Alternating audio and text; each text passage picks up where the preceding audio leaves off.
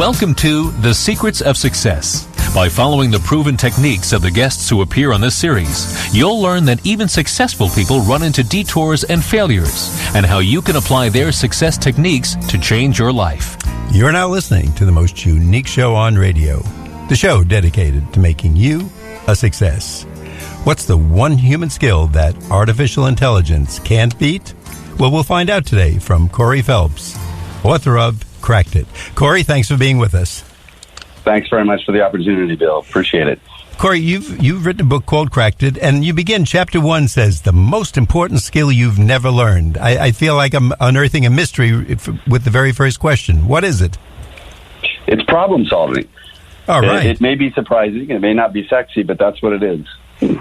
Well, yes, I wouldn't call it sexy, so I agree with you with that. But don't we all, we do this all the time, from the little kid who figures out a way to get something from his mother, whether it's cry, stamp his feet, or break her good china, to the person who wants a day off at work or, whatever. So isn't that one of those, what would you call it, inane things, or just part of our DNA? Well, it's certainly a life skill, but I love the analogy to the small child, or the example of the small child, because unlike being a child and learning how to walk, which comes naturally, problem solving doesn't come naturally. And to your point, we don't necessarily get better at it the more we do it. It's something that we need to develop as a skill that doesn't come naturally. Okay, now that's interesting. So we don't get better. You would think as we grow up, certain things would come, but you would think we would get better, but we don't, you say, right? Well, the type of problem solving we're talking about in the book are the complex organizational problems that we tend to face at work. And they're complex because they usually involve lots of different potential causes, lots of different stakeholders. So those are the type of problems that we don't necessarily get better at simply as a function of experience. In other words, this is where we need tools and frameworks to help us out. Now, you mentioned in your book early on System 1 and System 2 thinking. Can you tell us what that means? Yeah, that actually comes from the world of cognitive psychology. And to plug somebody else's book, Daniel Kahneman, who wrote the book Thinking Fast and Slow, likes to make that distinction. Thinking fast is System 1 thinking, and that's the default way that human beings tend to think. In other words, it's very quick, it's unconscious, and it's very easy as a result of that to jump to very quick solutions. The problem with System 1 thinking is exactly as I just alluded to, is that those solutions that we jump to quickly are often poor solutions. System 2 thinking, on the other hand, is the type of thinking that we associate, I think, with the world of business organizations, which is much more deliberate, much more skeptical, much more inquisitive, and as a result, much more costly. So that's the downside of System 2 thinking. It's expensive. But on the other hand, it does help us come to better decisions and often better solutions to problems. So if I'm hearing you correctly, like most things we do in life, we look for the path of least effort. Is that our first path when we are looking to solve a problem? That's absolutely right. And what the field of psychology tells us is that our brains have evolved to do exactly that, to take the path of least resistance, the path of least effort, to try to economize on cost. Now, while you said your methods are for complex business problems, I would imagine, and the things in your book make a lot of sense, we could use this deciding whether to buy a cupcake or a present for the baby or a new car in our own lives. Am I correct? Absolutely. So even though we were inspired to write the book for people that work in organizations and face complex problems, the toolkit and the method that I hope I have a chance to talk about is applicable to life. It's applicable to any problem at any age. I was thinking when I was preparing the questions and going through your book, most of us have that System 1 fast answer on sports radio, because when anything goes wrong, fire the coach or the manager. That settles everything, right? I mean, whatever day you take in some game that's going around the country, or even on the East or West Coast, wherever you are in the country, if your home team loses, someone will call up and say, we got to get rid of this guy. He's no good, but he's been there 3 games. No, he's no good. We've decided, even though he makes $10 million, let's fire him. But you say we only move slow when fast is ineffective. Well, we move slow oftentimes when we have the ability to question our fast thinking. In other words, if the normal response is to make decisions really quickly, then the slow approach is by exception, which means we have to actively say, maybe it's better in this situation to move a little bit more cautiously. I love the example you gave of the sports channel and people, when a team starts to decline, everybody's immediate reaction is to say, fire the coach. And I think it's a great example. In fact, it's not all that different from the example that we opened the book with. We opened the book with a story about the Dell Computer Corporation when Michael Dell handed it off to his hand-picked successor. And very quickly after Kevin Rollins became CEO, performance of the Dell Computer Company started to decline in dramatic ways. And as a result of that, there were a lot of people that were analyzing Dell stock, employees inside the organization, people reading about the story of Dell saying, it's very clear what we need to do. Michael Dell needs to fire Kevin Rollins and return as CEO. It was obvious. Why was it obvious? Because we attribute the performance of an organization to its leader. And we say leaders are responsible for the performance. If the performance declines, get rid of the leader. It's really great because we can come to that decision very quickly. The challenge is that really the right decision? In other words, can we really attribute that poor performance specifically to what that particular leader did? In the case of the Dell company, Kevin Rollins inherited most of those problems from Michael Dell himself. But again, it was easy to jump to the conclusion that we should get rid of Kevin Rollins. And being a sports radio fan, I hear that all day, and I'm always amazed that it's such a, and sometimes the manager or coach they want to fire, I'm saying, I'll be happy to take him to our home team rather than if whoever's calling in isn't happy with him because he lost 2 games in a row and, he plays 160 games for the season or whatever. So, do we spend too little time trying to understand a problem? Do we just jump into a solution? I think that's one of the pitfalls. In the book, we talk about 5 different pitfalls of problem solving. And one of the major ones is, as you just mentioned, we often spend way too little time trying to understand what the problem is. And I think the best way to capture this is a quote from Albert Einstein. Once upon a time, he said, if I had an hour to solve a problem, I'd spend the first 55 minutes trying to understand it, and then the last 5 minutes actually trying to solve it. Pretty smart guy. I think we should listen to him, right? Absolutely. And in fact, what I think human beings do in general is the exact opposite. We spend a few minutes trying to understand the problem, and we quickly move to a solution. Why? Because, let's face it, coming up with ideas for solutions, that's fun. That's interesting. It's motivating.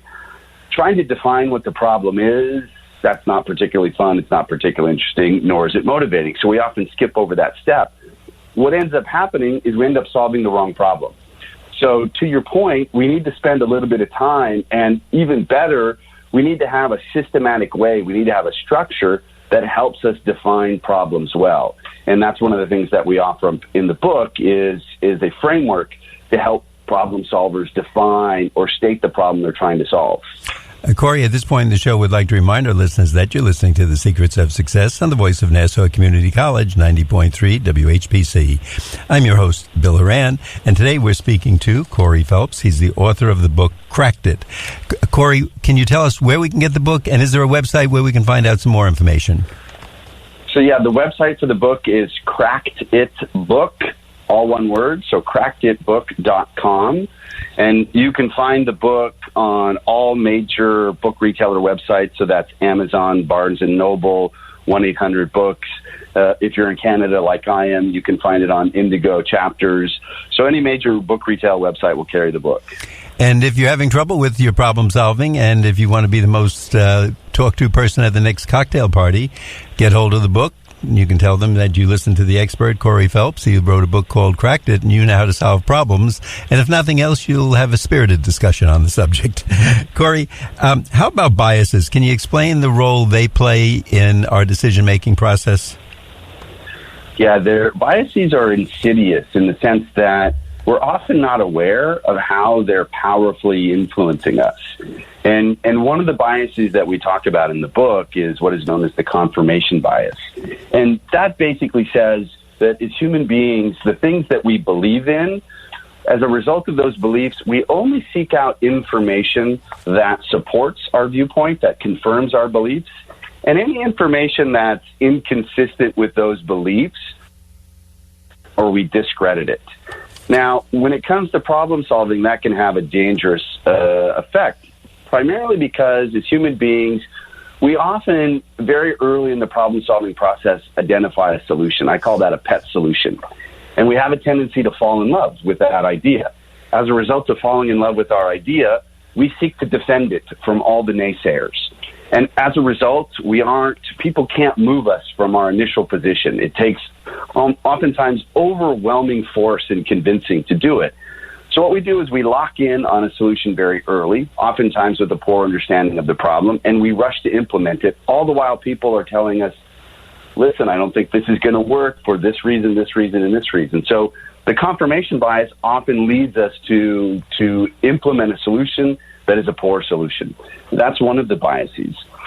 Another bias is, I'm not sure if I'd call it a bias, but it's definitely a trap when it comes to problem solving, which is reasoning by analogy. One of the things that makes us as human beings able to operate in constantly changing novel environments is the fact that we can pull from our prior experience. In other words, we can look at a brand new situation and say, have I seen something like this before? And if I have, what did I do there? What worked there?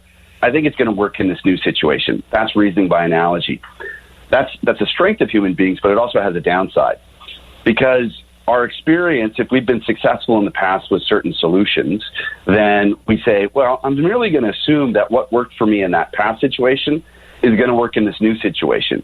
And oftentimes we don't even bother to truly try to understand the current problem, the new situation well. We simply assume without testing, without verification, that what we did in the past will work in this new one. So that's another type of bias that also often gets people into trouble when it comes to problem solving. Corey, I'm just thinking you would be great on sports radio because, of course, what do we do there? We say, let's get the coach who won the Super Bowl 2 years ago or who won the division championship or the league championship or whatever breakdown they have. And I think we just naturally do that. If she won 2 years ago, that means they're going to win next year, which has nothing to do with it because they played, I don't know, anywhere from 16 to maybe 160 games, depending on the sport. And there was weather factors. How strong was the pitcher's arm? Did you have a tall center? Did you have a good quarterback? Whatever elements get into the game. So I think you should promote this book on sports radio. That's my advice. But then again, I'm biased like everybody else. So now, what about looking at? I'm sorry. No, go ahead. I was going to go back and say my way of doing it, I would fall into the good track record, even though I was just kidding about that. If I'm working for a boss who usually seems to be right and can reasonably justify it, not just pot luck, I would say, well, you know what? She has a good track record. They seem to make good decisions, whether we should spend the money or get the new equipment or whatever. Is that a bad thing, or do we fall into, or am I just the normal fall into the trap guy? No, in fact, it's a very interesting parallel to what you said in terms of picking that coach that has the winning record and simply assuming they'll continue their winning ways in a brand new team. We tell a story in the book that, again, is eerily familiar. It's not from the world of sports. It's from the world of business, and it's a story about a gentleman by the name of Ron Johnson who helped create Target stores what they are today, which is, branded merchandise sold at everyday low prices. So he proved that he was a master merchandiser at Target. When Steve Jobs decided he wanted to move Apple into retail stores, he hired Ron Johnson away from Target, and Ron Johnson was the architect of the Apple Store, one of the most successful retailers in the planet. When JCPenney came along a little bit later in 2011, and they were struggling, they said, who's gonna help us resurrect the company? Who has the Midas touch in retail? It was Ron Johnson. Look at the success he had at Target. Look at the success he had at Apple. So Ron Johnson becomes CEO. Within a couple months, Johnson announces his solution, his strategic solution to JCPenney's problem, moves to implement it very, very quickly over the course of about the next 12 months, spends about $1 billion on rolling out this solution across all 1,100 stores in the JCPenney network, and it had disastrous consequences. it alienated customers. And if we have some time, I think maybe now or if it's after the break, I can give you a little bit more of the details of the story. But it's a great example, just like that winning sports coach. We assume that they're going to carry their winning ways to a very different organization. In this case, it was JCPenney, with a very different type of audience, a very different type of customer. So we can't simply assume that what they did in the past, their success in the past, will necessarily carry forward into the future. Corey, we want to find out more about problem solving, but at this point in the show, we want to take a brief break and let our audience know that I'm Bill Horan. I'm here today at the Voice of Nassau Community College, 90.3 WHPC, and I'm speaking with Corey Phelps, author of Cracked It. We'll be right back after the break. I'm a college student and could use advice about my student loan. I had to leave school and go to work. Now I have to pay back student loans for a degree I don't have. Fortunately, I found assistance. Back in college, I figured they wouldn't lend me more than I could easily pay back. Boy, was I wrong. Thankfully, I got the help I needed to pay back my loan in full. Sound familiar? The good news is that student loan repayment options are available.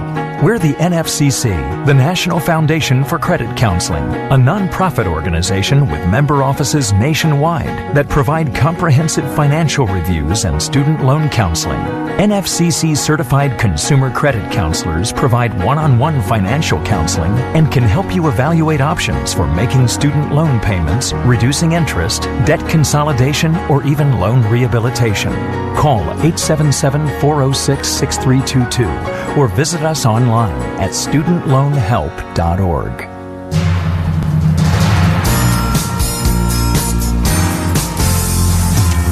Welcome back. You're listening to The Secrets of Success on the Voice of Nassau Community College, 90.3 WHPC. I'm your host, Bill Horan, and today we're speaking to Corey Phelps, author of Cracked It. Corey, why is it so hard? It seems there's a skill gap in recruiting people, and maybe that dovetails with the story you were telling with problem-solving skills. Oh, the skills gap. Well, this is, again, one of the motivations behind the book, which was the fact that if we look at what recruiters of college graduates, and in my world, MBA students, what they're telling us is that, problem solving is a critically important skill that people need to have to be successful in organizations. But on the other hand, B, they find it very difficult to find that skill at sufficient levels inside newly minted graduates, whether, again, it's undergraduate students or MBA students. So that's what we mean by the skills gap. Now, why that happens, well, I can certainly speak to this from the world of business schools. What we do a great job of in general in business schools is giving people frameworks, theories, concepts to help them make business decisions.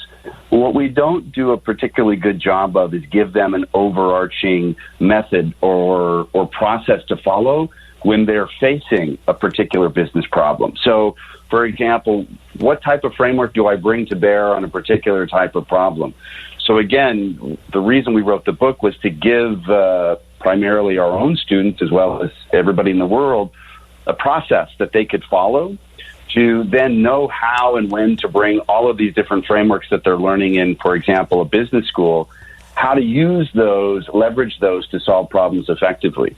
Now, you mentioned in the book literally 5 pitfalls of problem solving, and I find for me, that's a good way to learn, because at least if I watch out for the pitfalls, I can avoid falling off the cliff or getting the car in the pothole, etc. So can you tell us what those are?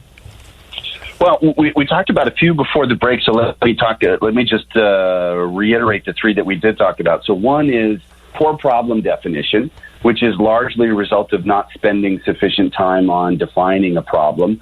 And it's also often a function of not having a framework on how to define a problem well. And the second pitfall is the confirmation bias that I spoke about, right? Jumping to that solution very quickly and then ignoring information that is inconsistent with it. The third pitfall that I talked about was reasoning by analogy. So assuming what worked for you in the past in the situation will work for you in this current problem situation. 2 of the other pitfalls that we talk about in the book, one we call the wrong framework problem. The wrong framework problem really comes to us from the world of psychology. So Abraham Maslow, who has this theory of what is known as the hierarchy of needs, at the top of which is that as human beings, we're supposed to self-actualize. We're supposed to realize our true self. What Maslow said once upon a time is, I suppose that if I only had a hammer, then everything would look like a nail. His point was that the frameworks that we are taught in school shape how we make sense of the world. I like to tease my finance colleagues. So lots of frameworks in finance on how to make financial decisions. And what you'll often find is these frameworks basically inform how finance people make sense of the world, and they try to force the world to fit the framework rather than pick a framework that actually fits the type of problem that they're solving. So this is what we call the wrong framework problem. We have a limited number of frameworks in our toolkit. If we're a marketing person, it might be the 5 Ps. If we're a strategy person, it might be the 5 forces. And because we have limited frameworks, we have a limited way to understand and solve problems. The fifth pitfall is not so much about solving problems, it's about selling solutions. Because at the end of a problem-solving process, you're going to have a solution, and you're going to have to convince other people to adopt that solution. In other words, you're going to have to get buy-in. And that becomes a selling process. How do you develop a persuasive and compelling sales pitch? And one of the pitfalls that often happens to people, and our students are often guilty of this, is that they use the story of how rather than the story of why. And what I mean by that is the story of how is, let me explain to you how I arrived at my solution. The story of why is, let me tell you what my solution is, and then let me explain to you why you should use it. So that's a much more powerful way to sell a solution. It's also a much more efficient way. You lead with what your idea is, and then you provide support for it. The story of how, it's like reading a mystery novel and waiting to the end, the last page, to find out who done it. And what I tell my students is that no one in a business audience is going to want to wait to know who done it. So you have to lead with what's your solution and why should they adopt it. So that's the fifth pitfall that we talk about in the book. And I'm sitting here saying, oh my gosh, I would definitely fail your course because I think I've literally hit each pitfall every day. And even in the smallest, deciding what to have for lunch or which pair of socks to wear to, should I get the car fixed today, tomorrow, or next week, et cetera, et cetera. We want to find out more about solving problems. But again, we want our audience to know that you're listening to The Secrets of Success on the voice of Nassau Community College, 90.3 WHPC. I'm your host, Bill Horan.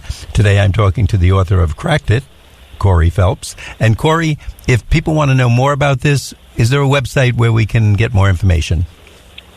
Yes, the website for the book is Cracked It Book, all one word, so crackeditbook.com.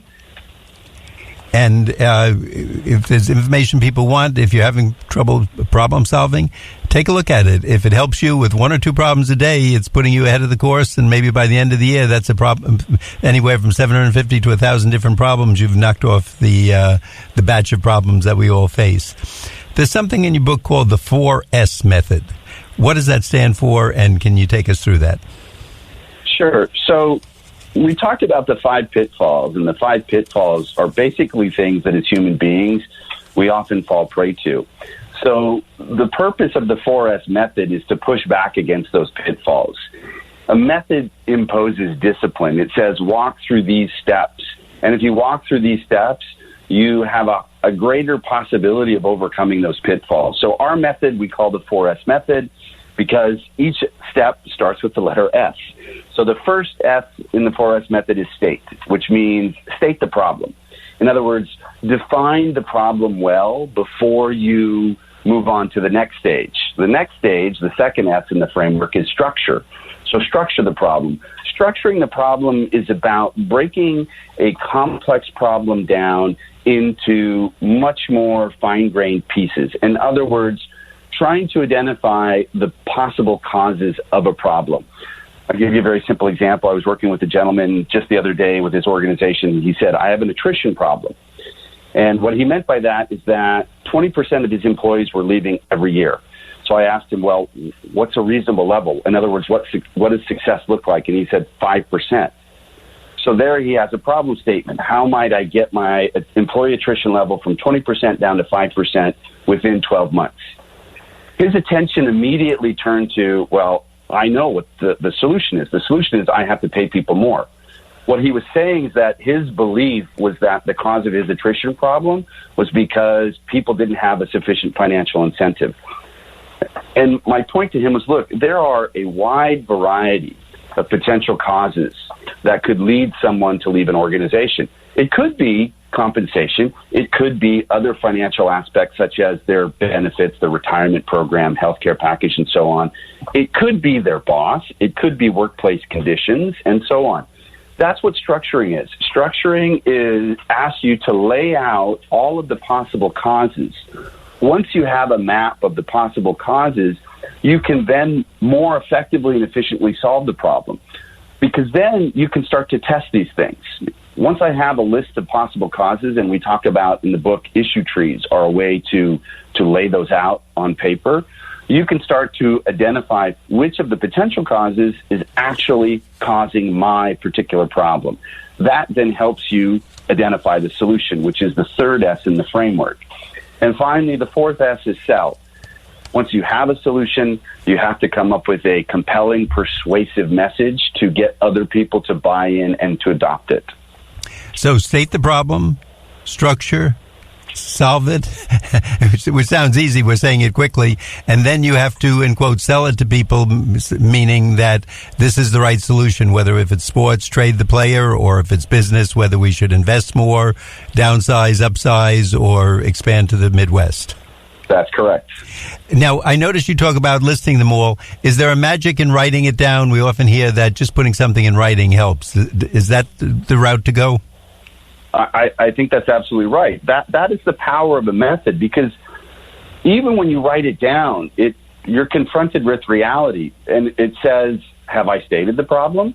Have I structured the problem? Have I solved it? And have I sold it? And oftentimes what people realize is that, well, I didn't really spend much time stating it. I didn't really spend much time structuring it. What I did was jump right to one solution. I never bothered to evaluate it or test it, and then I tried to sell it, and it was a disaster. So yes, writing it down basically causes you to ask yourself, have I done each of these steps? Corey, I think you've challenged us to state, structure, solve, and sell, and something we can do tomorrow, and also write it down to make sure we do it the correct way. Before we wrap up, give us the website once again. Website for the book is Cracked It Book, all one word. So that's crackeditbook.com. Corey Phelps, thanks for being with us today. We hope our audience goes out, takes a look at the website, and does a little better job with their problem solving, and they can give you all the credit. We want to thank our listeners for listening to The Secrets of Success on the voice of Nassau Community College, 90.3 WHPC. I'm your host, Bill Horan, asking you to please join us again next week at the same time when we will continue our journey to success.